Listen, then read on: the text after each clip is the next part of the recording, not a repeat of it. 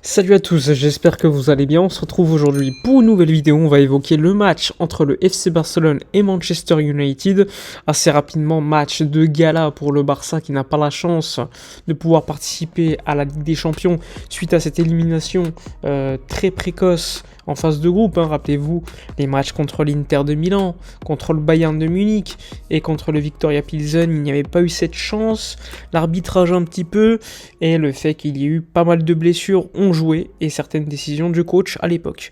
Depuis, le FC Barcelone va beaucoup mieux. Manchester United également. Rappelez-vous de Manchester United avant la Coupe du Monde et par rapport à maintenant, c'est quand même bien différent. Manchester United est l'équipe qui gagne le plus de points en Première Ligue depuis la reprise du championnat. C'est dire que les dynamiques des deux équipes sont assez similaires, sauf que d'un côté, tu as le FC Barcelone qui est en pleine reconstruction, qui a besoin de se renforcer au niveau européen, alors que Manchester United au niveau européen avait un petit peu disparu depuis déjà quelques saisons. Et là, match d'Europa League entre deux équipes en reconstruction, portées par deux coachs assez jeunes, Ten Hag et Xavi. Ça va être très très intéressant. Pour revenir assez rapidement sur les décisions de coach, selon la presse barcelonaise, Xavi va mettre en place un dispositif où Ronald Araujo sera un petit peu mis en place comme contre quand il doit arrêter Vinicius, c'est-à-dire que rappelez-vous quand il mettait Araujo latéral droit lors des Clasico, eh bien c'est quelque chose qui pourrait être de nouveau remis en place cette fois-ci pour arrêter Marcus Rashford qui est le danger numéro 1 de cette équipe de Manchester United.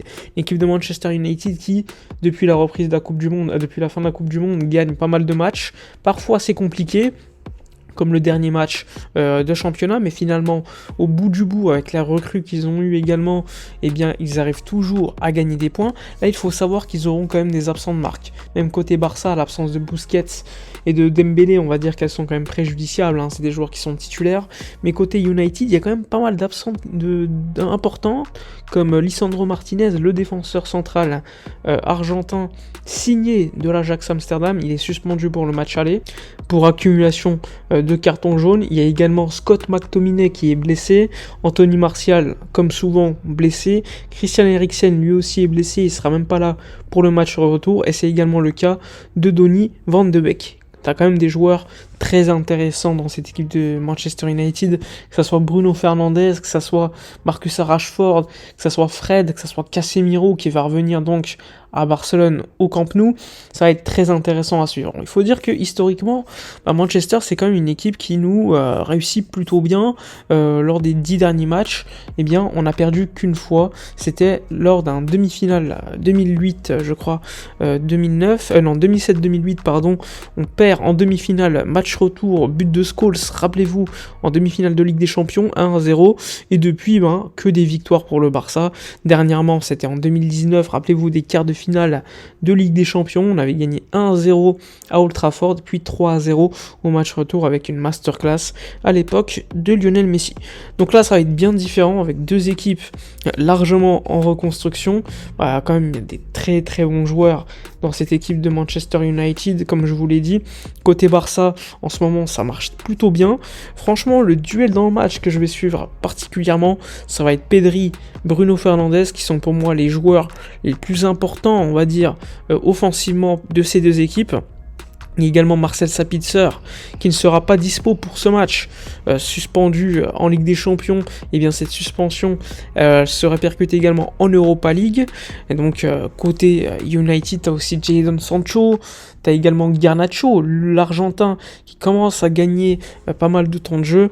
Donc ça va être plutôt plaisant. Et tu as également Weghorst, le néerlandais, le très grand néerlandais, rappelez-vous, lors de la Coupe du Monde, qui avait marqué contre l'Argentine et qui avait changé le match.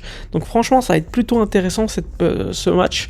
Et c'est peut-être peut-être une affiche de Ligue des Champions en réalité, surtout quand on voit les matchs d'hier soir entre le Tottenham, le Milan AC et le PSG et le Bayern. Là aussi, je suis désolé, Manchester United, Barcelone, pour moi c'est une affiche de Ligue des Champions. Spotify Camp Nou, je le rappelle, ça va être très très impressionnant, ça va être très intéressant pour le Barça de se jauger face à un grand d'Europe qui performe beaucoup en ce moment, et donc franchement très plaisant. Côté 11 mis en place par Xavi, je pense que ça va être du très classique, avec Araujo cette fois-ci placé soit comme latéral droit ou comme défenseur central. Ça dépendra à mon avis du moment de la décision prise par Xavi, mais pas improbable de voir donc Araujo latéral droit, Koundé, Christensen en défense centrale, et à gauche, je pense que ça sera plutôt Alejandro Balde.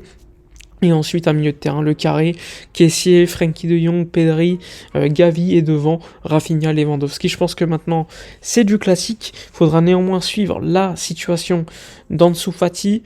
Ansu Fati qui serait pisté donc par United. Par United, Liverpool et Arsenal. D'ailleurs, la presse anglaise parle d'une offre de 100 millions d'euros en fin de saison qui pourrait donc contenter toutes les parties. Il faut savoir que Ansu Fati, bien qu'il ait été blessé, c'est un joueur qui a beaucoup de valeur sur le marché. C'est un joueur qui marque des buts lorsqu'il est en confiance. C'est également un joueur qui est, par évidemment son agent, Jorge Mendes, eh bien, a une certaine également hype partout. C'est un petit peu comme Joao Félix, il était en échec à l'Atlético Madrid, mais ça n'empêche pas que c'est un joueur qui a beaucoup de valeur, qui a que 20 ans, il faut le rappeler. Et donc si le Barça considère qu'en fin de saison, ce serait plutôt bien de s'en débarrasser plutôt que de le garder, eh bien, on pourrait, pourquoi pas, le vendre à des prix très très élevés. Et là, la presse anglaise parle déjà de 100 millions d'euros, ce qui est quand même une somme assez importante par rapport au statut qu'il a actuellement. Après, ça reste un joueur qui a 20 ans, et donc ça peut évoluer. Rappelez-vous Rashford, il y a 2 saisons, enfin depuis 2 ans, avant quelques mois, tout le monde se plaignait de Rashford. Aujourd'hui, Rashford, je crois que depuis la reprise, c'est quasiment des buts à tous les matchs. C'est un mec, je crois qu'il doit avoir 13 buts en 14 matchs ou quelque chose comme ça. C'est dire le niveau qu'il a en ce moment, et ça sera évidemment le principal danger pour le Barça. Marcus Rashford, très très en forme. Du côté donc de United, ce qui est assez amusant, c'est également de voir que pas mal de supporters ont peur de Ronald Araujo. Araujo qui aujourd'hui est très référencé, on va pas se mentir, c'est un défenseur central très solide, mais il faut pas oublier que si Araujo fait bien son job, c'est également parce qu'il est bien entouré aussi. Tout le monde fait son job, que ce soit Christensen qui est en grande forme, Koundé aussi, Balde, même devant la défense, le niveau de jeu de Frenkie, de Gavi, de Pedri, de Kessié lors des derniers matchs, enfin bref, toute l'équipe travaille de manière efficace défensivement, sans ballon. Quique Setien dernièrement avait même exprimé après le match contre le Barça, coach de Villarreal, il faut le savoir, eh bien il avait dit que le Barça sans ballon était la meilleure équipe d'Europe, que le changement entre l'équipe qu'il avait et celle-ci, c'est le jeu sans ballon. Très efficace à la perte du ballon, pressing très intéressant, et souvent on marque des buts en récupérant des ballons très hauts, comme contre Villarreal d'ailleurs. Encore rappelez-vous contre Getafe où c'était Christensen qui avait récupéré un ballon, qui avait donné à Rafinha, qui avait centré, et ça avait encore une fois changé pas mal de choses. Donc ça va être très intéressant, j'ai vraiment hâte de voir ce match contre Manchester United. Dites-moi dans les commentaires votre pronostic, votre 11 que vous mettriez en place pour ce match contre Manchester United. N'hésitez pas à liker, commenter, partager. Moi je vous dis donc à la prochaine, et d'ici là, comme d'habitude, portez-vous bien.